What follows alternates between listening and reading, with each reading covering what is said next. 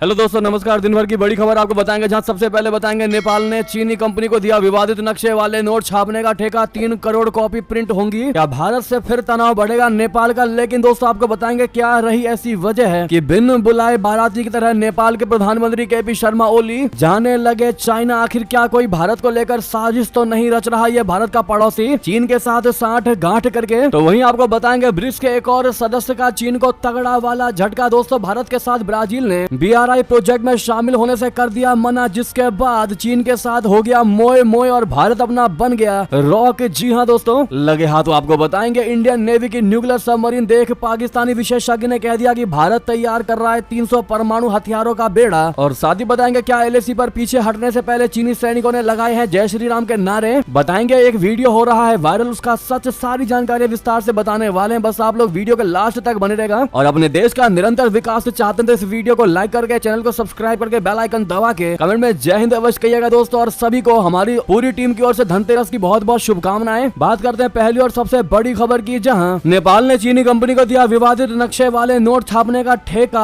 3 crore copy करेगा print. Bharat से बढ़ेगा क्या तनाव? दरअसल नेपाल राष्ट्र बैंक यानी NRB ने चीनी कंपनी को 100 रुपए के नोट छापने का काम सौंपा है। NRB ने चीनी कंपनी के साथ 30 करोड़ नोट छापने का कॉन्ट्रैक्ट किया है। नेपाली बैंक के ये वही नोट है जिन पर देश का जो विवादित नक्शा दिखाया गया है। ये नक्शा लिपुलेख, लिम्पियाधुरा और काला पानी को नेपाल में दिखाता है, जो लंबे समय से भारत का हिस्सा है। इस साल मई में एक नेपाल सरकार ने नए 100 रुपए के बैंक नोटों के डिजाइन को मंजूरी दे दी थी। नेपाल के केंद्रीय बैंक NRB की ओर से जारी बयान के मुताबिक चीनी company China bank note printing and minting corporation को नए बैंक नोटों की छपाई का ठेका दे दिया गया है। बैंक का बयान कहता है कि 300 मिलियन नोटों के डिजाइनिंग, प्रिंटिंग, आपूर्ति और वितरण के लिए अनुबंध है। इसमें बोली दाताओं के लिए निर्देशों को उत्तरदायी सबसे कम बोली के रूप में चुना गया है। ऐसे में सबसे बड़ा मुद्दा यह है कि क्या भारत के साथ विवाद की वजह बन जाएगा ये नोट? दोस्तों नेपाल भारत के 5 राज्यों सिक्किम, पश्चिम बंगाल, बिहार, उत्तर प्रदेश और उत्तराखंड के साथ 1850 किलोमीटर लंबी सीमा साझा करता है। नेपाल ने एक संवैधानिक संशोधन के जरिए 20 मई 2020 को लिम्पियाधुरा, लिपुलेख और काला पानी को अपना हिस्सा बताते हुए नया नक्शा जारी किया था। इसमें पश्चिमी तिब्बत के नंगारी क्षेत्र में स्थित सभी विवादित क्षेत्रों को नेपाल ने अपना कहा है। ये क्षेत्र बीते 60 वर्षों से पूरी तरह से भारत के नियंत्रण में है। यहाँ के लोग भारतीय नागरिक हैं, भारत में कर चुकाते हैं और भारत में वोटिंग भी करते हैं, मतदान करते हैं। लेकिन दोस्तों इस नोट के खबर के बाद जो सबसे बड़ा मुद्दा निकलकर सामने आ रहा है नेपाल से, वो ये है कि बिन बुलाए नेपाल के प्रधानमंत्री केपी शर्मा ओली अचानक से चाइना क्यों जा रहे हैं? क्या कोई साजिश रच रहा है ये पड़ोसी मुल्क? दरअसल नेपाल के प्रधानमंत्री केपी शर्मा ओली जल्द ही अपने पहले आधिकारिक यात्रा पर चीन जाने की योजना बना रहे हैं। नेपाली प्रधानमंत्री कार्यालय के कुछ स्तरीय सूत्र का हवाला देते हुए माय रिपब्लिक अखबार ने ये जानकारी दी। बताया गया है कि नेपाली विदेश मंत्रालय प्रधानमंत्री ओली की चीन यात्रा की तैयारी सरकार के नए कार्यकाल के 100 दिन पूरे होने के पहले प्रस्तावित कर रहा है। नेपाल के प्रधानमंत्री केपी शर्मा ओली बिन बुलाए चीन के राजकीय दौरे पर जाने वाले हैं। इस संबंध में जब नेपाली विदेश मंत्रालय से टिप्पणी के लिए संपर्क करने की अखबार ने कोशिश की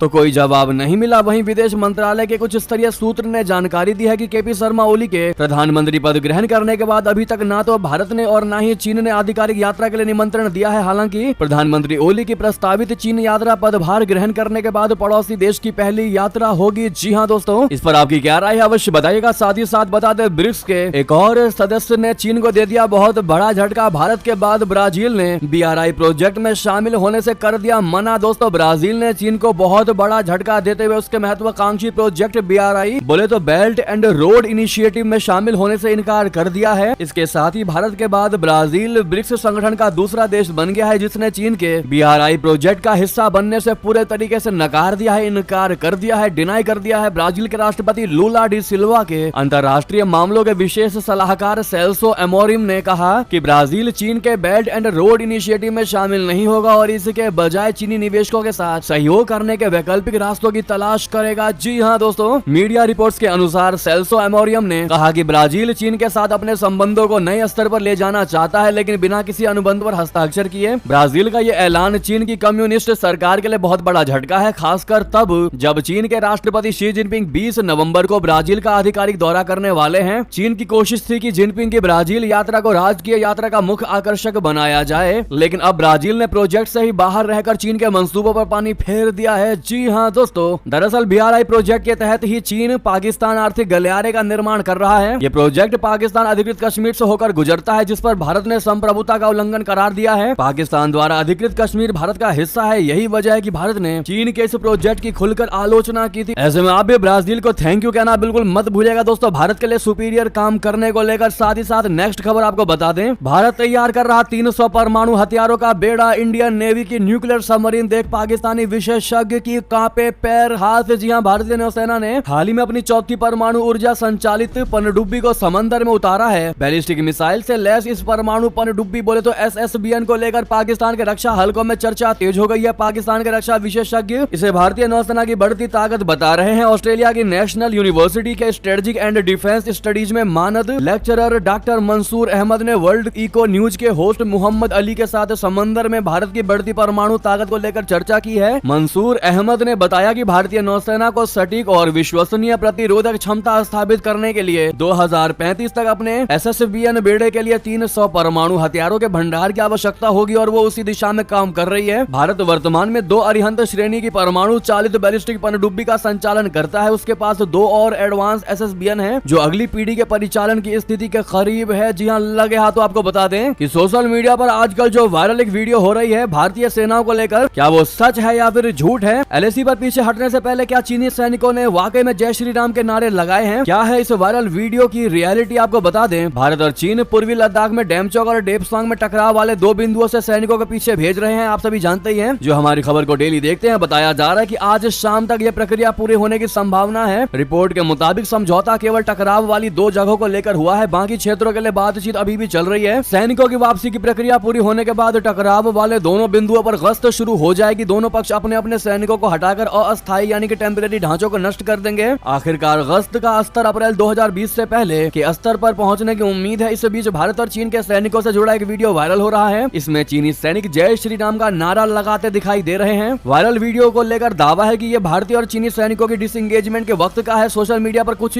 लोगों का कहना है कि चीन के सैनिकों ने LAC पर पीछे हटने से पहले जय श्री राम के नारे लगाए। एक शख्स ने इस वीडियो को साझा किया दोस्तों, और साझा करते हुए कह रहा है कि ब्रिक्स शिखर सम्मेलन का नतीजा देखिए, भारत और चीन ने पूर्वी लद्दाख में सेना को पीछे हटाना शुरू कर दिया है और भारतीय सेना पीछे हटते हुए जय श्री राम के नारे भी लगा रही है। तो आपको बता दें दोस्तों, रियलिटी क्या है इस वीडियो की। दरअसल जांच के दौरान पाया गया है कि भारतीय और चीनी सैनिकों का ये वायरल वीडियो पुराना है। जनवरी 2024 से ही ये सोशल मीडिया पर मौजूद है। तो इससे साफ हो जाता है कि LAC पर भारत और चीन की सेनाओं के पीछे हटने से इसका कोई लेना देना नहीं है। बहरहाल हम अपने ट्रस्टवर्दी ऑडियंस के लिए हर खबरों की रियलिटी बताना बेहद जरूरी समझते हैं ताकि हमारी ऑडियंस भ्रमित ना हो सके। बहरहाल दोस्तों, ऐसी किसी भी खबरें पर आप भरोसा मत कीजिएगा और हमारे चैनल पर फर्स्ट टाइम आए हैं तो सच्ची खबरों को पाने के लिए सब्सक्राइब जरूर कर लीजिएगा चैनल को और बेल आइकन दबा लीजिएगा। नेक्स्ट खबर की बात करें, जहां आतंकियों के खात्मे के लिए सेना की बहुत बड़ी प्लानिंग मैदान में उतार दिया। BMP-2 बच नहीं पाएंगे देश के दुश्मन। दरअसल जम्मू के सुंदरबनी सेक्टर के असन इलाके में आतंकवादियों के खिलाफ किया ऑपरेशन इस लिहाज से खास रहा कि पहली बार सेना ने मोबिलिटी के लिए BMP-2 का इस्तेमाल किया। सोशल मीडिया में कुछ लोग BMP की तस्वीरें डाल इसे टैंक बता रहे हैं, लेकिन टैंक और BMP में काफी फर्क होता है। BMP सैनिकों को कैरी करने वाला व्हीकल है जिसके आगे एक कैनन लगा होता है। कैनन का इस्तेमाल नहीं किया गया। ऑपरेशन के दौरान सैनिकों की सुरक्षा के लिए BPM का इस्तेमाल एक सिक्योर व्हीकल की तरह किया गया है। जिस जगह सेना आतंकियों के खिलाफ ऑपरेशन चला रही थी वो जंगल के बीच एक खुला मैदान वाला इलाका है। वहाँ किसी और व्हीकल के मूवमेंट में दिक्कत होती है, इसलिए BMP-2 का इस्तेमाल कर सेना ने ऑपरेशन को 2 दिन में खत्म कर दिया। जी हाँ, साथ ही साथ बता दें, जम्मू कश्मीर में दहशतगर्दों का अंत अखनूर मुठभेड़ में सभी 3 आतंकी ढेर एक दिन पहले सेना पर किया था इन्होंने हमला। जी हाँ, जम्मू कश्मीर के अखनूर में सुरक्षा बलों और आतंकवादियों के बीच मंगलवार मुठभेड़ का दूसरा दिन है। सुरक्षा बलों ने सभी 3 आतंकवादियों को मार गिराया है। वहीं SP जम्मू ने बताया कि तीनों आतंकी ढेर हो चुके हैं और तीनों आतंकवादियों के शव बरामद कर लिए गए हैं। किसी भी तरह का आज कोई नुकसान नहीं हुआ। घटनास्थल से काफी मात्रा में असला बरामद हुआ है। इससे पहले अधिकारियों ने बताया कि जम्मू क्षेत्र के अखनूर सेक्टर के एक गांव में छिपे एक आतंकवादी को मंगलवार सुबह फिर से शुरू हुई मुठभेड़ में मार गिराया गया। सुरक्षा बलों ने इलाके में छिपे आतंकवादियों के खिलाफ अपना अंतिम हमला किया। साथ ही साथ बता दें, बांग्लादेश में थम नहीं रहा हिंदुओं के खिलाफ अत्याचार। 11वीं के छात्र की लिंचिंग की कोशिश। दोस्तों, बांग्लादेश में हुए तख्ता पलट के बाद से वहाँ के हिंदुओं को लगातार निशाना बनाया जा रहा है। वहाँ की हिंदू आबादी पर अलग अलग तरह से लगातार हमले किए जा रहे हैं। इन हमलों में खासकर हिंदू छात्रों को निशाना बनाया जा रहा है। हिंदू संगठनों का आरोप है कि बांग्लादेश के इस्लामिक चरमपंथी सांप्रदायिक समूह बांग्लादेश के विभिन्न हिस्सों में हिंदुओं की फेसबुक आईडी को हैक कर ले रहे हैं और इस्लाम के अपमान करने का झूठा आरोप लगाकर सांप्रदायिक दंगे करने की कोशिश कर रहे हैं। 28 अक्टूबर को बांग्लादेश के फरीदपुर जिले में 11वीं कक्षा के हिंदू छात्र हृदय पाल पर को मॉब लिंचिंग की कोशिश की गई। इसके बाद हृदय पाल को गिरफ्तार कर लिया गया और सेना को सौंप दिया गया। बांग्लादेश में फिलहाल कानून व्यवस्था पुलिस के साथ सेना संभाल रही है। मॉब लिंचिंग का जो वीडियो सामने आया है उसमें दिखाई दे रहा है कि कैसे